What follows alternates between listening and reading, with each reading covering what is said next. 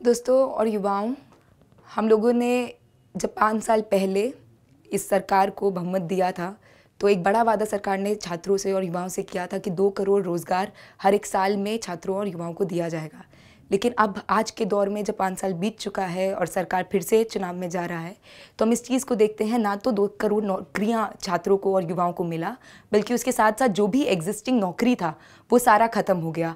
Public institutions के अंदर हम इस चीज़ को देख रहे हैं, जितना सरकारी नौकरी पड़ा हुआ है, 22 लाख खाली पद हैं, उसको सरकार ने अपने 5 साल के अंदर भरा नहीं। साथ ही में जो और एम्प्लॉयमेंट जनरेशन के जो एवेन्यूज़ हैं, जैसे कि एसएससी हो गया या और इस तरह के बाकी बोर्ड्स हैं, रीजनल बोर्ड्स हैं, उन सारे बोर्ड्स के अंदर एक मैसिव करप्शन हमने इस सरकार के टेन्योर के अंदर देखा। बार बार उन लोगों को इस एसएससी का एग्ज़ाम कंडक्ट करने के लिए टेंडर दिया जाता है जो लोगों ने ही पहले उसमें करप्शन किया।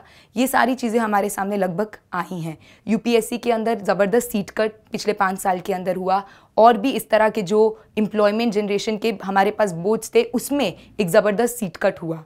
तो कुल मिला के तो नौकरी ख़त्म हुआ इस सरकार के अंदर। तो अब ये हमारे सामने ये जो वोट है, ये जो इलेक्शन है, ये एकमात्र युवाओं का एक जवाब इस सरकार को हो। हम इस सरकार को बोलें कि अब और जुमलेबाजी में हम लोग नहीं फंसेंगे, रोज़गार और सिर्फ रोज़गार के मुद्दे को हम लोग केंद्र में रखकर इस बार वोट करें।